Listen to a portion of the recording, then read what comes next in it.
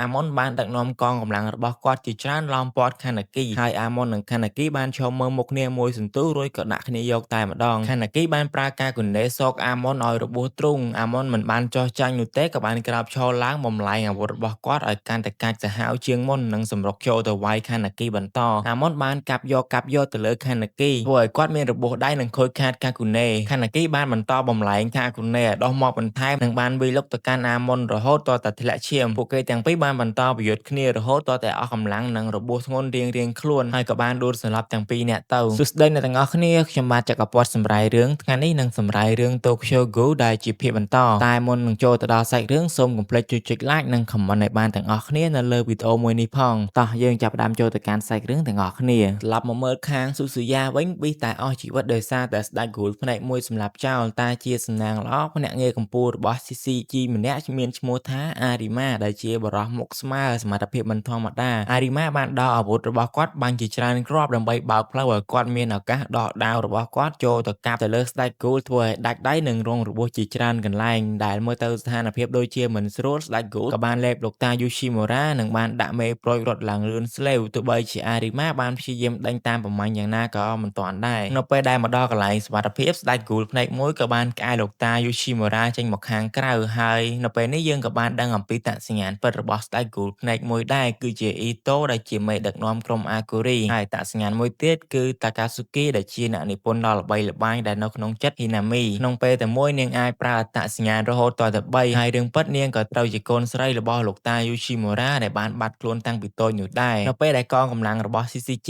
បានដកទ័ពត្រឡប់ទៅវិញអាគីរ៉ាក៏បញ្ញាប់ស្វែងរកអាម៉ុនពេលដែលទៅដល់នាងបានឃើញត្រឹមតែអាវុធរបស់អាម៉ុនដែលបែកបាក់ខូចខាតតែប៉ុណ្ណោះធ្វើឲ្យនាងមានការបារម្ភយ៉ាងខ្លាំងចំណែកឯខានាគីបានព្យាយាមរត់គេចខ្លួនទាំងមានរបួសធ្ងន់តែដោយសារតែឈាមហូរច្រើនពេកខានាគីក៏បានដួលសន្លប់បាត់ស្មារតីនៅពេលដែលគាត់បានដឹងខ្លួនមកវិញស្រាប់តែគាត់បានមកដល់ក្នុងហាងកាហ្វេអានតេគឺបាត់ទៅហើយតាមពិតអ្នកដែលបានជួយខានាគីរត់គេចខ្លួនមកគឺជាហ៊ីដេដែលជាមិត្តរួមសុខរួមទុក្ខរបស់គាត់តាំងពីក្មេងពួកគេទាំងពីរបានជួបគ្នាម្ដងទៀតក្នុងផ្លូវពីរផ្សេងគ្នាដែលម្នាក់គឺជាបិសាច Ghoul និងម្នាក់ជាភ្នាក់ងារកម្ចាត់បិសាចហ៊ីដេបានដើរចេញមកនិងបានឆុងកាហ្វេឲ្យខានាគីមួយកែវទៀតផងខានាគីបានព្យាយាមងាកមុខចេញនិងយកដៃបាំងភ្នែកក្រហមរបស់ខ្លួនហ៊ីដេបាននិយាយសុំទោសទៅកាន់ខានាគីរួចក៏បន្តថាគាត់បានដឹងថាខានាគីគឺជា Ghoul តាំងពីដំបូងមកម្លេះតែវាមិនមែនជាបញ្ហាសម្រាប់គាត់នោះទេអ្វីដែលជាបញ្ហាសម្រាប់គាត់នោះគឺខានាគីសុកស្រាប់តែបាត់ខ្លួននិងផ្ដាច់ទំនាក់ទំនងជាមួយនឹងគាត់ក្រោយពីពួកគេបានអង្គុយនិយាយគ្នាពីរឿងចាស់អស់មួយសន្ទុះមកហ៊ីដេក៏បានធ្លាក់ឈាមជាច្រើននិងបានដួលបោកខ្លួនទៅលើដីដោយសារតែមុនមកដល់ទីនេះគាត់ត្រូវបាន Ghoul Tatara វាយប្រហារនិងធ្វើឲ្យគាត់រងរបួសធ្ងន់ប៉ុន្តែហ៊ីដេបានទ្រាំរហូតស្ទើរតែហូរឈាមអស់ពីខ្លួនដើម្បីជូនខានាគីមកកាន់កន្លែងដែលមានសុវត្ថិភាពនៅពេលជាមួយគ្នានោះដែរតូកាបានព្យាយាមរត់មកកាន់ហាងកាហ្វេអានតេគឺទាំងនឹងហក់តែពិតជាគួរឲ្យសោកស្ដាយខ្លាំងណាស់ហាងកាហ្វេទាំងមូលក៏ត្រូវបានឆាបឆេះយ៉ាងសន្ធោសន្ធៅ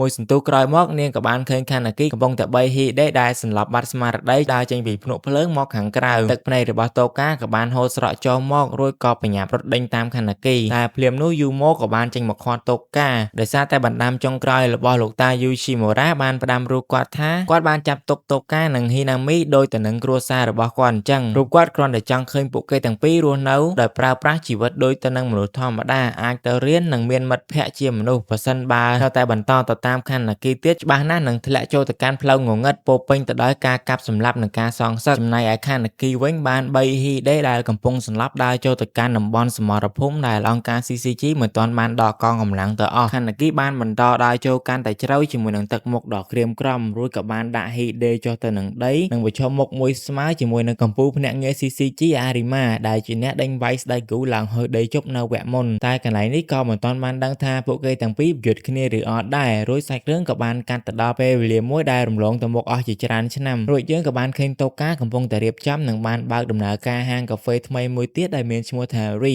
រាល់រឿងរ៉ាវកំសត់ជូរចត់ភាពឈឺចាប់ផ្លូវផ្សារនិងការចងចាំខ្មៅងងឹតពីមុនត្រូវបានកប់ទុកនៅក្នុងហាងកាហ្វេមួយនេះហើយមកដល់ត្រឹមកន្លែងនេះក៏ជាកន្លែងបញ្ចប់នៃរឿង Tokyo Ghoul រដូវកាលទី2ដែរឥឡូវនេះខ្ញុំនឹងសម្រាយបន្តរដូវកាលទី3បើសិនជាគាំទ្រដល់ការសម្រាយរបស់ខ្ញុំសូមកុំភ្លេចជួយចុច like និង comment ឲ្យបានទាំងអស់គ្នានៅលើវីដេអូមួយនេះផងបើកឆាកនៃរដូវកាលទី3មកយើងបានឃើញតួអង្គថ្មីម្នាក់ដែលមានឈ្មោះថា Yuri ដែលគាត់គឺជាភ្នាក់ងារជំនាន់ថ្មីរបស់ CCG ខណៈពេលដែលកំពុងតែជិះតាក់ស៊ីអ្នកបើកបរបានដឹកគាត់ទៅកន្លែងស្ងាត់មួយអាងនឹងបានស៊ីសាច់ព្រោះថាអ្នកបើកតាក់ស៊ីគឺជា Ghoul Ghoul តែនៅពេលនោះ Yuri បានដឹងខ្លួនមុនក៏បានលោតចុះពីលើឡាន Ghoul Taxi បានបើក Kagune បន្តដេញវាយប្រហារទៅកាន់ Yuri តែនៅពេលជាមួយគ្នាដែរនោះមិត្តរបស់គាត់ដែលមានឈ្មោះថា Shirazu បានមកជួយទាន់ពេលវេលានៅពេលដែលពួកគេទាំងពីរកំពុងតែបកាយគ្នាយកស្នាដៃ Ghoul Taxi នោះក៏បានក្រាបឡើងវាយបកទៅកាន់ពួកគេវិញដោយធ្វើឲ្យ Shirazu រងរបួសតែពិតជាប្លែកណាស់ភ្នាក់ងាររបស់ CCG វ័យក្មេងទាំងពីរនាក់នេះអាចបើកភ្នែក Kakugan និងប្រើប្រាស់ Kagune របស់ Ghoul បានយ៉ាងស្ទាត់បន្តិចក្រោយមកពីរនាក់ហ្នឹងក៏បានចាប់ផ្ដើមបកាយគ្នាទៀត Shirazu ថានេះគឺជាស្នាដៃរបស់គាត់ចំណែកឯ Yuri ថាគាត់គឺជាអ្នកមានស្នាដៃ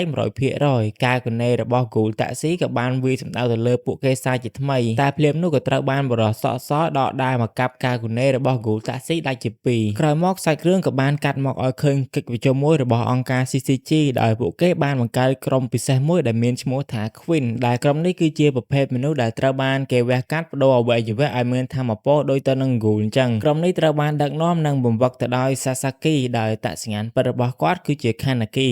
ត្រូវបានអង្គការ CCG ចាប់មកលាងខួរក្បាលនិងលុបការចងចាំរបស់គាត់ចេញចំណែកឯ Akira វិញគឺទទួលបញ្ជាឲ្យសង្កេតការនិងគ្រប់គ្រងទៅលើក្រុម Queen ដោយផ្ទាល់ត្រឡប់មកមើល Yuri ជាមួយនឹង Shirazu វិញពួកគេទាំងពីរនាក់កំពុងតែព្យាយាមបំពេញបេសកកម្មតាមចាប់ខ្លួន Ghoul ដែលមានឈ្មោះថា Toso ពួកគេទាំងពីរនាក់ស្ទើរតែមិនមានពេលសម្រាប់ព្រោះថាពួកគេចង់បញ្ញាប់បញ្ចប់ភារកិច្ចដែលថ្នាក់លើបានដាក់ឲ្យដោយសារតែវាបានអូសបន្លាយពេលរៀងយូរដែរហើយណែឯមួយទៀតដោយសារតែពួកគេដាច់លុយជាទម្ងន់ការចាប់ Toso បានកាន់តែលឿននិងអាងបានបើកលុយត្រឡប់មកដល់កន្លែងដែលក្រុម Queen រស់នៅវិញដែលមាន Sasaki បានធ្វើម្ហូបរងចាំកូនក្រុមរបស់គាត់ជាស្រេចប៉ុន្តែនៅពេលដែល Yuri ជាមួយនឹង Shirazu បានមកដល់បាយជាធ្វើរកអឺតកតុំដាក់ Sasaki ទៅវិញដែលធ្វើឲ្យគាត់មានកំហឹងជាមួយនឹងអាពីរនាក់ហ្នឹងស្ទើរតែទប់មិនជាប់ហើយគាត់ក៏បានក្រោកឈរឡើងហៅកូនសិស្សរបស់គាត់ Matsuki បញ្ញាប់ចេញទៅក្រៅស្វែងរក Ghoul Toso តែពីរនាក់សាច់រឿងក៏បានបង្ហាញឲ្យឃើញ Toso កំពុងតែជិះឡានដប់ Hinami ដែលនៅពេលនេះនាងបានចូលរួមក្រុមជាមួយនឹង Agori ហើយ Hinami បាននាំសារខ្លះប្រាប់ទៅកាន់ Toso ថា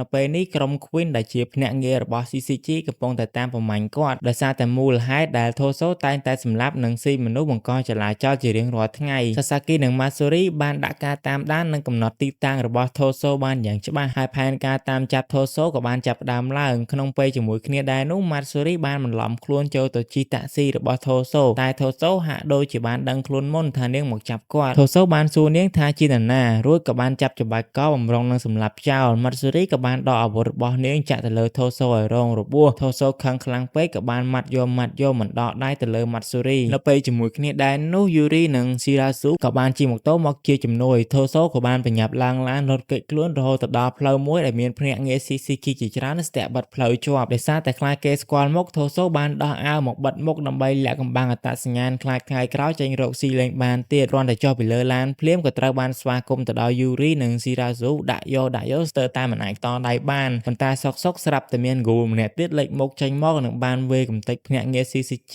ដែលនៅទីនោះឲ្យមានរបួសធ្ងន់ជាច្រើនសូម្បីតែ Yuri និង Shirazu ក៏មិនរួចខ្លួនដែរស្ថានភាពនៅពេលនោះកំពុងតែក្តៅស្រាប់តែចេញវត្តមាន Sasaki ចេញមកដកដាវរបស់គាត់ស្ទុះចូលវាយមួយស្មើជាមួយនឹង Ghoul ម្នាក់នោះ Ghoul អាចកំបាំងនោះប្រើតែប្រមាណស្និតក៏អាចយកឈ្នះក្រុម Queen និង Sasaki បានយ៉ាងងាយបំផុតនៅពេលដែលមានគ្រោះថ្នាក់ខ្លាំងអត្តសញ្ញាណ Kaneki ក៏បានលេចចេញមកនិងបានប្រាប់ទៅកាន់ Sasaki ថាឲ្យឆាប់បដូរខ្លួនមកឲ្យគាត់គ្រប់គ្រងមក Sasaki ភ្ញាក់ព្រឺតនិងមិនយល់ជាមួយនឹងខ្លួនឯងថាអំបញ្ញមិញនេះមានរឿងអ្វីកើតឡើង Sasaki ក៏មិនបានយល់ព្រមឲ្យនរណាមកគ្រប់គ្រងខ្លួនរបស់គាត់ឡើយរួចក៏បានបើក Kagune ចេញមកនិងលោតចូលទៅប្រយុទ្ធជាមួយនឹង Ghoul ម្នាក់នោះម្ដងទៀតតែដូចមុនអញ្ចឹង Ghoul អាចកំបាំងម្នាក់នោះពិតជាខ្លាំងក៏បានលោតកាប់ចាន Sasaki ចូលពេញផ្ទៃមុខសម្លាប់បាត់មាត់ឈឹងជាថ្មីម្ដងទៀត Kaneki ក៏បានដើរមកប្រាប់ឲ្យ Sasaki ឆាប់បដូរខ្លួនជាមួយនឹងគាត់មកធ្វើបែបនេះទើបគាត់ខ្លាំងនិងអាចយកឈ្នះក្នុងការប្រយុទ្ធមួយនេះបានប៉ុន្តែ Sasaki បានក្រោកឈរឡើងតាំងស្មារតីមិនព្រមផ្លាស់ប្ដូរខ្លួនឲ្យ Kaneki គ្រប់គ្រងឡើយ Sasaki បានកាច់ម្រាមដៃដោយទៅនឹងស្ទាយរបស់ Kaneki តែង